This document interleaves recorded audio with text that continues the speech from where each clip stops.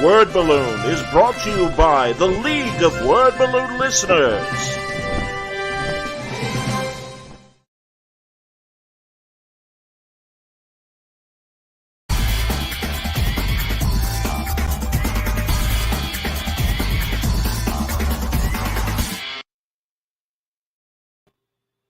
Welcome back, everybody. No, this isn't an episode of Trek Watch. I don't know. I'm having some image trouble, but I'm glad everybody's here. John Suntress from the Word Balloon Podcast. Happy to welcome back Allison Baker and Chris Roberson for another new talk, but also a look back because this month is the 10th anniversary of something very cool that they started, and that was MonkeyBrain Comics. It is great to see you both. Welcome back. Thanks. It's good to be back. And then I'll just do some punches, like your intro. Did you? Thank you. How you doing, Chris? Chris can't hear, I think. Uh-oh. Can you hear us, Chris? No? Take your headphones out. Maybe unplug? I don't know. He didn't do his tech check? Ugh. Oh, but he heard us before. Now I can hear you. That's okay. There you go. It's the headphones. How are you, man? All right. Well, one more second. Let me see if this works now. Okay. Nope. Yeah. Yes. There you go. Okay. Yep. Now I can hear. Thank you. No worries. Excellent. No echo or anything like that? Perfect. All right. Beautiful. I've taught you nothing. Nothing. It was working a second ago. It's all right. Don't worry about it. Here, I've got it. Yes, 10 years ago, everybody, back in 2012. And I remember the announcement at San Diego Comic-Con. Chris and Allison started MonkeyBrain Comics, a very cool digital print. And actually, even today, I released that conversation we had right after, you guys made the announcement. And it was about 10 days or so before San Diego. And then you had your big panel and, you laid everything out. Let's replay for the people that are watching that maybe didn't listen to the podcast quickly. Chris, you had the imprint for your novels. And go ahead. Yeah. Take it from there. Well, so technically, Alice and I started the imprint earlier to do primarily genre-related nonfiction stuff, like Jess Nevins's annotations to the League of Extraordinary Gentlemen was the first thing we published. Oh, and wow. we did that. Yeah, so we did all three of those that he did, and we did Jess's Encyclopedia Fantastic Victoriana, and then just a bunch of other kinds of nonfiction stuff before we gradually started reprinting novels and doing short story collections, people like Kim Newman. And then, eventually that then became the platform that we used to launch the comic side of things too. And why, how many other... was Mark doing? Was it Thrillbent, Mark Wade, and Peter Krause? When we started thinking about the process of creating the imprint, the digital comics imprint, they were in the process. They were also in the process of developing Thrillbent, so we were kind of developing at the same time. So we were having conversations like when Mark was in Austin while we were still living there to do a signing. And we all went to dinner for barbecue. It was delicious. And talked. We basically shared our plans with each other. Kind of like, oh, by the way, this is what we're planning to do. And Sure. he said, oh, this is what I'm planning to do. And, just kind of shared ideas and best practices and stuff. It wasn't like we weren't in competition with each other. We were each trying out different things in the Wild West of digital comics of the day. Was there an aha moment? Because I know when digital started, I was always worried about, especially when we were just doing it on the iPhone, and the screen was no bigger than in not even today's, iPhone 13, but go back to the beginning where really your screen size was about the size of a baseball card. Yeah. And I know there were digital comics then, but it concerned me in terms of, is this the end of it's a digital only product? Does the splash page matter? Does that kind of full page art have the same impact, that kind of thing. But was that a concern, or we were already in the iPad generation by 2012, correct? We were, but there was still enough. It was unclear whether people would really be adopting reading on their phones. So in the early days, I spent a lot of time having conversations with art writers and artists and writing lots and lots of notes about if that's the way that things are going to go, how can you kind of optimize for all the different ways somebody could consume the story.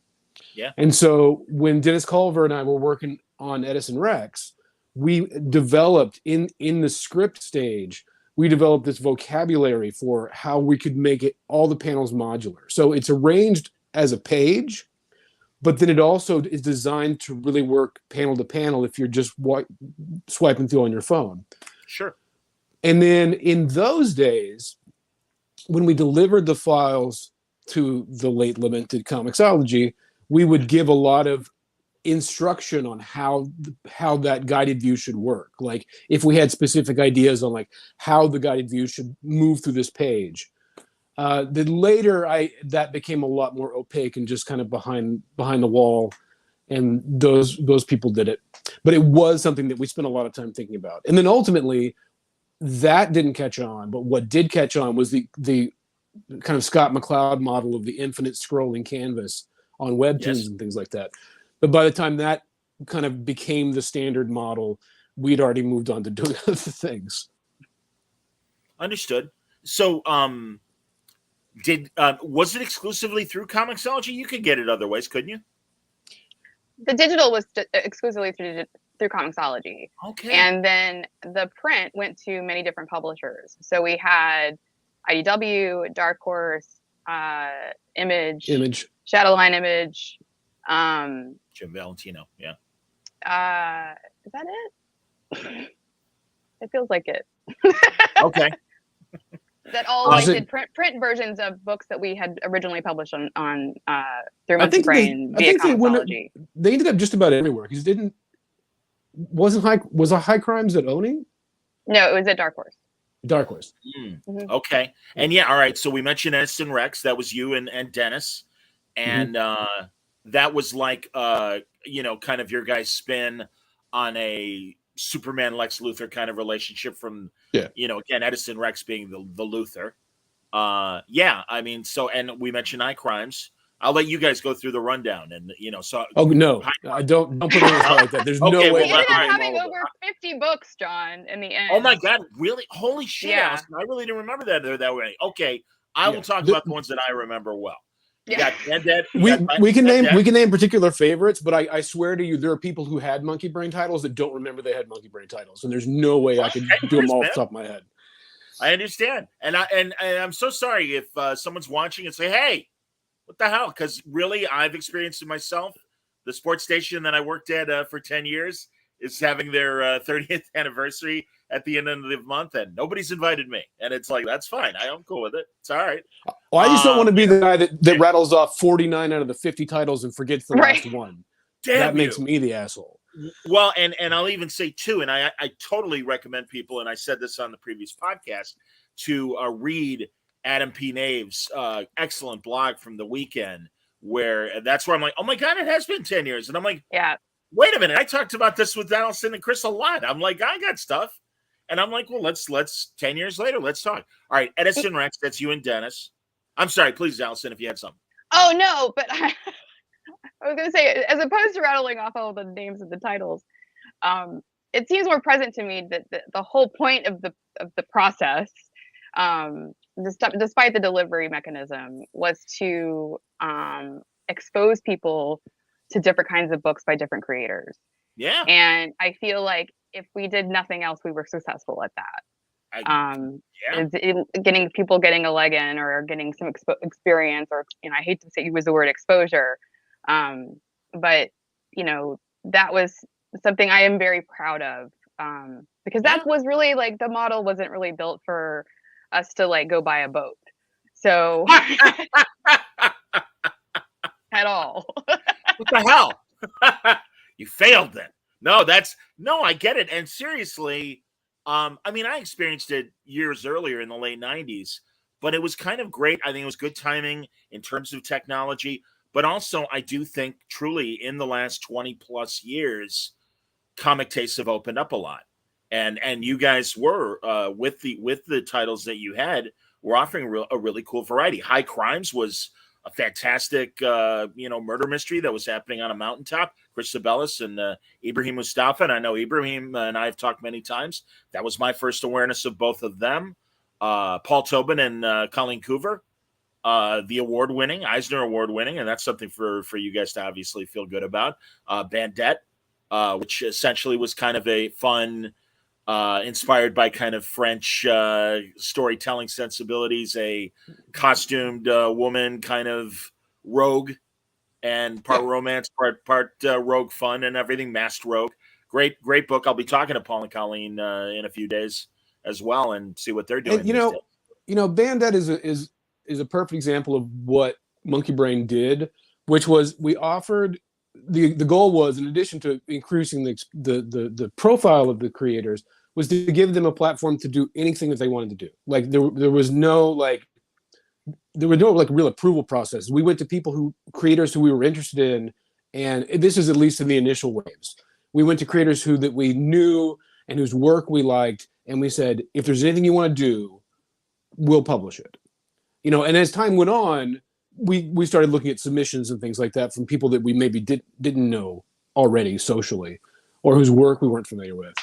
And some great books came out of that. But Bandette was a book that began because Paul and Colleen stopped to think about what they would do if they could do anything they wanted to do. It wasn't something they had in their back pocket. Colleen had done some I can't remember the name of the character, but there was a character with a similar kind of look from French comics that she had done some art for, or just fan art essentially. And that was one of the genesis of it. But mostly it was just them putting everything they liked together in one charming, hilarious book, which, by the way, they're still doing. They've slowed down a lot, but at least once a year, a new chapter comes out. And then those are then collected by Dark Horse. And so for the last... I have to say, I'm going to go ahead and interrupt you here because we were still putting out Bandette. Yeah. When Comixology decided to implode their consumer apparatus. Understood. Yeah. So you weren't grandfathered, or you're not on the current Comixology platform that Amazon provides. Well, we had done all of the appropriate paperwork in order for them to move us into the Kindle store, and they didn't do that. And so we have now since pulled all of our books. Understood. So how, if one does want to go back, have the rights reverted back to the creators? Yes. Do do with what they want? Okay. Yeah. Okay. Yeah. Cool. So all of those books that we've been doing it, because originally we only licensed 5 years digital rights for each of the titles. Sure. And then we would extend those kind of like piecemeal if people were still working on stuff, or basically if the books were still going.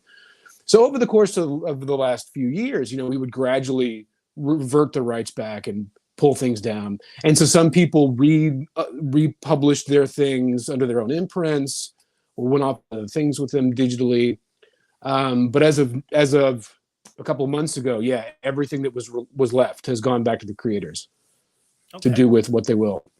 And good timing. Deanie Dude wants you to know he really loved Edison Rex back in the day. Very cool. Thank you. I love that book too. It's one of my favorite things I've ever done. Is that available on your website, Chris? It is. All of it is available at EdisonRex. I don't even know my own website. Yeah, I'm a horrible person.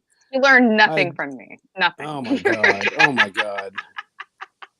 Otherwise, Chris's VCR would be blinking 12 right now. Oh Jesus. Yeah, it's through Hiveworks. To get Bluetooth headphones, so I don't know what to do with them. Yeah, but if you search online, if you go to my bio, Edison Rex is available online for free, all of it to date. And it's available in print. Awesome. It's still in print, isn't it? And it's the first 2 volumes were in print. Volume 3 was never collected. But if you go to edisonrex.net, the whole thing has been republished as a webcomic. Okay, that's great. That's really cool. You guys do that. Excellent. Well, it ends on a cliffhanger that has never been resolved because Dennis and I have always intended to go back and finish it. But so far we've not had the time or the opportunity to do so, and the money to do so. So understood. No, could always happen. I certainly hope so, man. All right, let's. I'm going to search. All right, Adam's book, was that Amelia Cole? Yes. Very cool fantasy book. Very nice. Yeah, I mean, again, I will suggest that you go back and listen to my podcast, and the likelihood is that when I believe we discussed what you were promoting at San Diego, and if that's not the case, we could make this a Monkey Brain month. And because I have a couple conversations with you guys about Monkey Brain. I know we checked back in a year later. I might have recorded your San Diego panel. I can't remember if I did or not from an audio standpoint. Oh, okay. Yeah, But, and I went back and did research for this interview. Thank you. Because I'm that person. And listened to myself over the years. And we actually did a podcast that was on Comics Alliance that was moderated by Andy Curry. It was Heidi, and Andy, and Matt Wilson, who also work for Comics Alliance, but had a book with us. And talking about when Amazon purchased Comixology and how that was going to change that situation. And what's interesting is that, looking back on 2014 when that happened, it took a while. Okay. I think it took longer than we all thought it would. We were hoping and optimistic about that being a positive. But, with the recent situation, it seems like the ease of use and consumer interface just wasn't important to them anymore. And it's sad for me because we did a lot of work to kind of help them develop how books were shown to people and how they were interacted with them, and the nesting of books and the back end database stuff, and just to make it easier for people to discover books, essentially. Agreed. So it was funny because Adam wrote the piece, right, which is the whole point. This is why we're all here. And we had been talking about, he was like, we have to do something for the 10-year anniversary. And I was like, oh yeah, I don't know. And then when the Comixology thing happened, I was like, oh, well, I guess never mind. Cause it's no more. But I do think that, it was a platform to basically a model for Submit to work off of. It was a model for the originals to work off of, which were always in the plan for Comixology. I don't want to say that wasn't the case, but I think that we kind of pushed that forward probably faster than it would have moved otherwise. Sure. Well, I think that the timing of it benefited everybody because Comixology was already very much developing what would become Submit when we started talking to them in late 2011, but it wasn't ready yet. So that when we floated the idea of what was originally going to be just like a self-publishing imprint for me to do Edison Rex and stuff like that, when we realized we had built like a workflow, like a pipeline to get things through Comixology, we did have a light bulb moment. March of 2012, basically the night before that email that Adam talks about in his post. We were like, we could do this for anybody. Like, there's no reason it has to be just our stuff. We could publish anybody that we want. And so when we talked to Comixology about that, it became very clear that we were like a stopgap measure until Submit was ready. And there were times when I would be in conversation with the higher, just standing around a convention, talking to the higher ups. I don't know if I should name names, but like at Comixology, and somebody would ask them, how do they get their, how do I get my comics onto Comixology? And they would say, talk to Chris. Like he's the way to do it for now. Yeah. Wow. No, I understand, man. No, you guys are, I always like to talk in astronaut terms. It's like you guys were like, among the Mercury 7 in terms. I was going to say Gemini, but sure, I will be Mercury. Yeah. Oh no, I think again, and I put Wade and Pete Krause there too, with their stuff. And it's interesting now because certainly, was there, pandemic years, so many people obviously did their own thing, leaned on that time to develop some things, and Panel Syndicate was after you guys. Am I correct? And there you go. And I mean, obviously, that's been a place where Ed Brubaker, Jay Ferber, certainly Marcus Martin, who created the site and everything. With that was with what's his face with Brian K. Vaughan. They did Private Eye. Yeah. And I mean, that's the thing. It's like now, and also it is easier to do digital yourself, all of that. Were there any thoughts? I mean, when did Monkey Brain wrap up? I mean, officially. I mean, I know. Officially?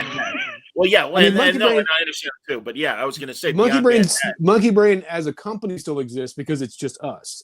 The imprint. Because we actually have a corporation. The comic, yes. So the imprint kind of more or less wrapped up in what, like March or something, when we pulled all the titles and reverted all the rights. But like we stopped acquiring new titles after about like 5 years. Like we did about 5 years, and then we were like, you know what, we're gonna keep the lights on to keep promoting these books and make them available. But what happened was, because we weren't really making any money off of it, it was just an investment of time to manage the file. Like I'd be messing with InDesign to assemble the files and get everything delivered, and then Allison would have to do accounting. And as more and more books got added and more issues, the accounting went from being a little bit of work to being a whole lot of work for not a lot of money. But it was still like, because none of the books, with some exceptions, ever made a ton of money. There was a little bit of money, but not a whole lot. Understand. Which was one of the reasons why, sadly, Dennis and I both had to kind of go get other paying jobs, because Rec never sold enough to pay for itself. Because as it was, we were paying out of pocket for letters and colors, and we maybe would recoup that cost, but then there wasn't anything on top of that to pay us to make it worth our while, the labor we were putting into it. So as much as we love the book, like, it just wasn't cost effective anymore to keep throwing money down that hole just to see how it ended. No, I get it. Here, a Facebook user wants to know what happened to the monkey. The monkey's alive and well. It's fine. Oh, that's Still good. here. All right. Well, we've got our proof. corporate logo. A recent photo of the monkey was. But yeah, like that was, the thing was is that we didn't know what was going to happen, because we were the first people to do it. Right? No, man, seriously. I always said, like, we're the guinea pigs. Like, I don't know what's going to happen. Nobody can give me projections on sales numbers. Like, nobody can tell me what's going on. Yep. And when I got initial sales estimates before we launched, like, I blew them out of the water. We blew them out of the water immediately. So then we really didn't know what was going to happen.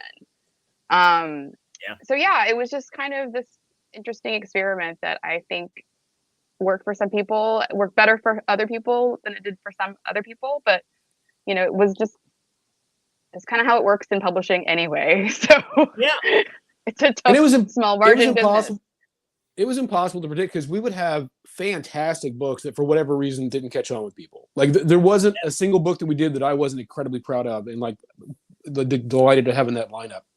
Yeah. But some of them took off and some of them didn't. Some of them were like, it was clearly a labor of love that the creators and me were enjoying every issue, but maybe not enough other people were. So. Yeah. And again, I mean, that happens all the time. I mean, I know after, Bendis had mainstream success with Marvel, people went back and started reading his Caliber books in the 90s that, certainly didn't do as well as, current books or when things started happening for Brian 20 years ago. Yeah. I mean, so no, and same with Rick Remender. Fraction has his books like that. Everybody does. And that's okay. And that's good. I mean, obviously too, I'm glad, and I'm not surprised, obviously, that just after 5 years, you started, giving rights back to the creators and stuff. I had that conversation with Dennis Kitchen and, back in the underground days, he's like, no, we were always a better deal than the big boys, because it's like, all right, we'll keep our rights for 5 years, and then you get them back and you can do what you want. It's your story, which is terrific. And again, these, again, I'm glad that stuff is still out there. I've talked to Chris and Ibrahim, for example, about, high crimes, for instance. So, oh, wow, here, Ed has a great comment. And I forgot, Masks and Mobsters. Oh, yeah, that was a great book. Concept, amazing grayscale art. I'm glad you mentioned that, Ed. That's fantastic. So, and now Joshua is a superstar. He's writing the big DC thing. Right. Oh my God, you're right, Josh Williamson. Joshua Williamson, yeah. So the Did not even architect of the remember current crisis was one of did one of our Yeah. first books. Yeah, wow. And I'm due to talk to Josh, so that we're certainly going to have to go back and talk about Masters and Mobsters. That's cool. Now, I'm assuming, well, hey, you never know. Deanie wants to know, I know the answer to this. I'll let Chris answer. Would it have been possible to bring iZombie to Monkey Brain, or is it owned by Vertigo and, of course, now DC? Well, I mean, it's owned by me and Mike Allred. So, but the publishing and adaptation rights are all tied up with Warner. So, had almost got them back, but then they made a TV show. Yeah, so had the TV show not happened, the publishing rights would have lapsed, and all of it would have come back to us and to Mike. But the second that the adaptation happened, a whole other kind of set of rights kicked in. So, I mean, we got some good paydays out of it, so I can't complain. Sure. Yeah. So we work on trying to get more done, but the powers that be wouldn't let that happen. So. No, Dan DiDio didn't let it happen. It almost happened. It got spiked to the last minute. One power. Wow. Okay. Yeah. So what with the success of the television show, there was interest in doing more comic. Yeah. So Vertigo came to us and said, "Hey, would you want to do more?" And I said, I don't necessarily want to do more of our version because that kind of wrapped up. That character ended, but people really like this version of the Rob Thomas and Diane Ruggiero Wright have done. So let's do comics about that. And we helped coordinate the whole thing between the publishing side and the TV side, and we had meetings back and forth with the showrunners, and had developed rather ambitious plans that were whittled down over time as they cut budgets and they size and they cut all kinds of things. But to the point where they were asking you to write a script and we didn't have a contract in place, and it was they wanted me. We have a contract. It went from being like an ongoing, long-running thing to a 40-page special that would be published digitally only, and can you start writing it right away, even though we hadn't established a page rate. And so I said, I'm going to wait. And then the next day, it got spiked. So okay. Well, bummer. And I mean, Deanie says, damn, absolutely. We tried hard. Yeah. And again, it's, God, I'm sorry. It's all about timing, I guess, because certainly I don't think they would pass up on it now. Well, I was maybe not the most popular person in some corners of those offices. So, that's all right. Yeah, man. And we've had past conversations about the obstacles that were put in front of you on some of your stories, and I mean, from Superman on. So it is what it is. It was fine. I had a good time. Okay, good, excellent, man. Allison, I did want to ask and again, because you were so involved in the production side of Wynonna Earp, what a great accomplishment that was. Is there any streaming reboot or revival interest at all in Wynonna? Not to my knowledge. I'm going to just first couch it with not to my knowledge, because it's very possible that there is, and I don't know about it. Okay. Yeah. Because I no longer work for IDW, and I would say that there's still conventions going on that are just about the show. One just wrapped up in Scotland. Wow. There's been 5 this year, I think. Wow, that's fantastic. Yeah, so that's been going strong. And then the back half of the season, I think the last time we talked, I had just won 4 Telly Awards for one of my pieces that was a companion to Wynonna. I just won another 4, but 3 golds and a silver for 2 separate pieces. So I won 2 golds for one piece, and then a gold and a silver for the others. I beat big companies with budgets and stuff, which is insanity. So I'm very proud of that. Yeah.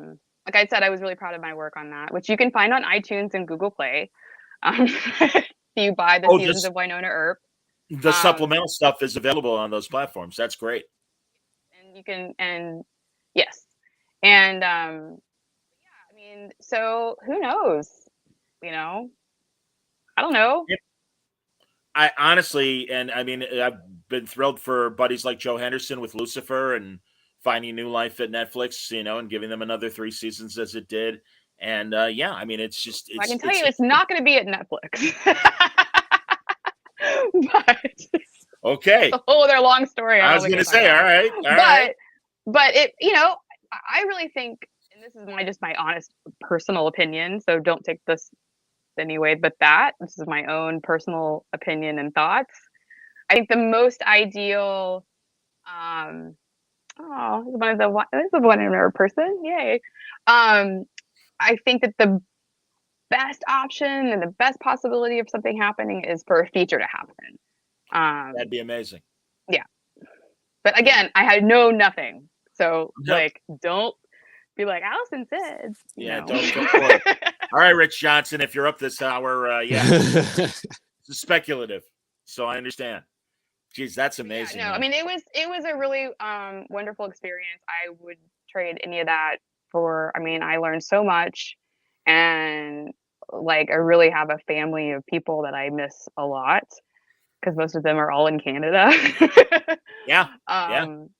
But with the crew and the cast and everybody involved with that show, and all the people at Sci-Fi that I dealt with on a daily basis, it was a really great experience, and with a lot of ups and downs and, pitfalls and really difficult stuff to manage for me personally, just, because we had the kind of a long hiatus between seasons 3 and 4, in which I was trying to, every day figure out how to get us back. It was a lot, but it was a really wonderful time, and I'm very proud of that work. And it's what's remarkable to me is that there's an entire fan base of people who are a giant community that is amazing. And they're if you look at people always talk about oh, Twitter is awful and blah blah blah, and I'm like, well, first of all, you haven't seen comics Twitter, and you certainly haven't seen Wynonna Twitter. That's great. Yeah, that's fantastic. Why not podcast is what Allison was referring to when she said, oh, that's nice, there's a Wynonna fan, because, and she said, or they said, excuse me, amazing work on Wynonna Earp, Allison. That's great. And I say that for the audio audience. No, I had no idea. That's wonderful that there are still conventions, and it has that kind of international appeal as well. Twitter, it's there was a question on Jeopardy the other day, and my friend Denise, who I've known since I was 17 years old, 16 or 17 years old, yes, Laura, she texted me, she's like, Wynonna's trending and I'm in Mexico, what the hell is going on? And I was that's wonderful. And I was like, oh, they were a question on Jeopardy today, so yeah, that's terrific. No, that's really, really amazing. So basically the lesson here is hire me to do your marketing, John. I'm with you guys. I'm absolutely with you. I apologize, guys. I'm going to have to cut this short. I will tell you why off the air in a second, but I do want you guys to come back and talk more because I also want to know what's going on with the two of you. So you'll forgive me, everybody, for cutting this short, but I will say thank you for watching, and everybody stay safe, stay happy, stay healthy,